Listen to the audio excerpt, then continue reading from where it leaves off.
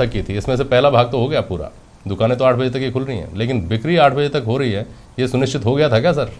देखिए, ये तो सरकार की मंशा पे डिपेंड करता है। अगर भारतीय जनता पार्टी की सरकार चाहती है चुनाव में जाने के लिए उससे शराब की दुकानों से 250 करोड़ रुपए उगाने हैं और वहां पे 250 करोड़ रुपए उगाने हैं, अच्छा ठीक है, भारतीय जनता पार्टी की सरकार में खंडेला साहब शराब की बिक्री होगी, सरकार उसके अंदर रेवेन्यू कलेक्ट करने में लिप्त हो जाती है, तो निश्चित रूप से शराब की दुकान ये चलन सरकारों के साथ बदलता है क्या खंडेला साहब, इस तरह का चलन? बात जरा गौर से सुनने की बात है। ये पूरी तरह से अलग तरह का मनोविज्ञान है, अलग तरह की मनोवृत्ति है, अलग तरह की प्रवृत्ति है। ये मानना पड़ेगा कि हाँ वीआईपी नाम की एक कल्चर यहां पर है और वीआईपी के नाम पर सभी जो है आतंकित रहते हैं, ये बिल्कुल ठीक बात है। दूसरी बात, लेकिन सवाल ये आ रहा है कि सबसे बड़ी बात जो मेरे दृष्टिकोण में, मेरा जो मनोविज्ञान कहता है वो ये कहता है कि जो वास्तव में इनको सजा होनी चाहिए वो त्वरित रूप से नहीं हो पाती, और हमारे कानून में गलियां बहुत हैं और उन गलियों के आधार पर जो वास्तव में है वो आदमी बच जाता। अब देखिए, एक बात मैं यहां पे कह रहा हूं, मैं कानून का विद्यार्थी भी हूं, आप भी कानून के विद्यार्थी हैं।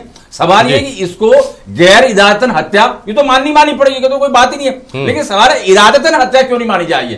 आप शराब पीकर चल रहे हैं और उसके बाद में जो ना पुलिस के सामने चल रहे हैं, तो इरादतन हत्या क्यों नहीं मानी जाए? अगर ऐसे केसेज हो जिसमें इरादतन हत्या हो, तुरंत उसको बंद कर दिया जाए, वो एग्जाम्पलरी होगा। इसके बाद में एक बात मैं यहाँ पे ये कहना चाह रहा हूं कि जो पुलिस प्रशासन है वो वास्तव में जो है निस्तेज इसलिए भी है क्योंकि ये भी देख रहे हैं कि जो ड्यूटी 8 घंटे होनी चाहिए, एक पुलिस वाला 16 घंटे ड्यूटी कैसे देगा?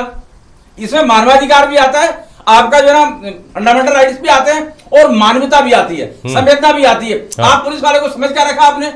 और चौथी बात मैं कहना चाहता हूं, ये सब हो क्यों रहा है? क्योंकि सारे के सारे जो वीआईपी के नाम के ऊपर रक्षा के लिए चले जाते हैं। अरे भाई, लोकतंत्र में सबसे बड़ा वीआईपी तो मतदाता है, उसकी आप चिंता ही नहीं करते हैं और उसकी रक्षा के लिए कोई भी नहीं है। और एक आपने बात कही कि सड़क पर सोना चाहिए, अरे मैं कह रहा हूं सड़क पर सोना कोई नहीं चाहता, लेकिन प्रशासन और प्रशासन मजबूर करता है उनको, उनके पास में कुछ विकल्प भी नहीं है। बिल्कुल, उस पर आता हूं मैं। सूरज सोनी जी, जो खंडेला साहब ने कहा कि वीआईपी सबसे बड़ी तो जनता है, लेकिन होता क्या है, जो हमारा रोजमर्रा का अनुभव है, बहुत ही व्यावहारिक बात है कि सड़क पर जब किसी दुपहिया चालक को पुलिस वाला साइड में लगवाता है उसकी गाड़ी, तो वो मुंह से भले ही नहीं बोल पाए, लेकिन उसके अंदर से शब्द बार बार गूंजते हैं कि तू मेरे को तो उठा के इधर लगा रहा है, तेरे बाप जो यहाँ से निकलते हैं, मैं माफी चाहता हूँ शब्दों की व्यावहारिकता के लिए, उनको रोकने की हिम्मत है तेरी, वो नियम तोड़ते हैं, तुम सल्यूट करते हो।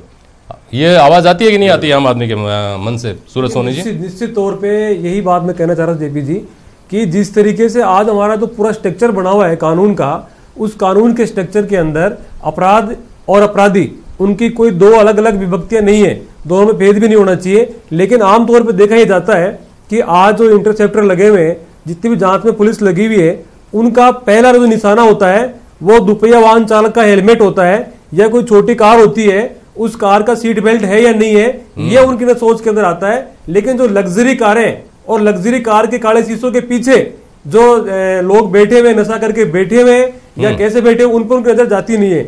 हिट एंड रन के जो मामले सामने आ रहे हैं जेपी जी, हो सकता है मेरे मित्र दोनों यहाँ पे पॉलिटिकल चश्मा लगा करके एक दूसरे की वो उस पर देख रहे हो, लेकिन जो मैंने अध्ययन किया है कि जयपुर की जो 40 घटनाएं 2007 से लेकर के और 2017 10 सालों के बीच के अंदर हुई है, हिट एंड रन की जो लग्जरी गाड़ियों की जो घटनाएं जयपुर के अंदर हुई है, मैं समझता हूं कि उसके अंदर पॉलिटिकल लोगों के भी बच्चे रहे। अभी पिछले दिनों विधायक पुत्र का जो मामला आया था, ऐसा जब मामला निकल के सामने आता है तो पूरा मीडिया के माध्यम से और पूरा जो जनता का स्ट्रक्चर हिलता है, लोगों में बहस शुरू होती है, लेकिन उसके बाद रिजल्ट है वो न समाज से और न सरकार से अपेक्षित जो होना चाहिए उनकी अपेक्षा पूरी नहीं होती है।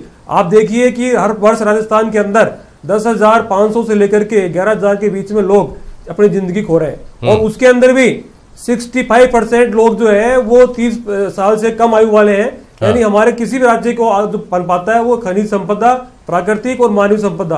तो आज हमारा जो यूथ है इसको हम खो रहे हैं, लेकिन इसको लेकर के न समाज संवेदनशील है और न सरकार। केवल संवेदनशीलता है तो ये देखने में कि ये कौन सी पार्टी का है, इसके स्टिकर किसका लगा हुआ है, इसके आगे लोगो किसका लगा हुआ है, इसको हटाना पड़ेगा, सोच को, समाज को आगे आना पड़ेगा। हिट एंड रन के जो मामले, चाहे सलमान खान का मामला रहो चाहे कोई भी रहो, ऐसे मामलों के अंदर हमको जो नजरिया है वो देखना पड़ेगा कि शराब जो है वास्तव में आज समाज को किस दिशा की ओर लेकर के जा रही है। भले ही सरकारों का खजाना भरने का ये माध्यम रही हो, लेकिन आज लोगों की जो जिंदगियां हैं वो जिस तरीके से खतरे में पड़ी हुई है। आज एक परिवार ने अपना 20 साल का बच्चा खो दिया, मैं समझता हूँ कि वो परिवार 100 फीसद ठीक चला बात गया है, सही बात है। तो जिस तरीके से ये आज अल्पायु के अंदर हम लोगों को होते जा रहे हैं, तो हमको ये बहस शुरू करनी पड़ेगी कि राजस्थान में शराबबंदी होनी चाहिए या नहीं होनी चाहिए। ये बड़ा प्रश्न निकल के आ रहा है। ठीक बात है। और यहाँ पर केवल 10 सेकंड ले रहा हूं, मैं ये कहना चाह रहा हूं कि किसी भी बात के ऊपर सुमोटो कॉग्निजेंस लेने का अधिकार जुडिशरी को है। वो इस इतने बड़े मामले में भी जुडिशरी सुमोटो क्यों नहीं लेती? लेकिन सर यहाँ पे मेरा एक सवाल दूसरा है खंडेला साहब जी, कि जुडिशरी के बहुत सारे फैसले ऐसे या तो उनमें अव्यवहारिकता की बातें सामने आती हैं या फिर उनके तोड़ इतने दिलचस्प तरीके से निकाल लिए जाते हैं।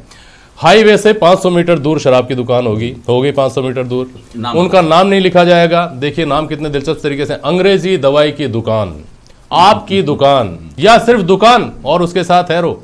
इतने में समझ जाता है जिस जो उपभोक्ता होता है वो कि उसको कहाँ जाना है।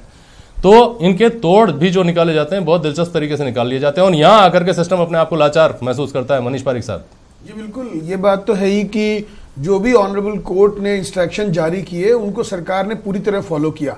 लेकिन ये पक्की बात है कि जो कंजम्पशन है, अब आप ये भी सुनने को मिलता है दुर्भाग्य से कि जो भी दूध बेचने वाले को घर घर जाना पड़ता है और शराब के लिए आदमी खुद मारा मारा फिरता है। तो ये जो कंसेप्ट है उसको तो कोई पार्टी नहीं बदल सकती, लेकिन ये निश्चित तौर पर है कि शराब के नहीं हमारे करने के बाद कंजम्पशन तो आपने पिछली सरकार में कंजम्पशन कितना हो गया था, 1440% बढ़ गया। किस प्रकार से उसका जवाब नहीं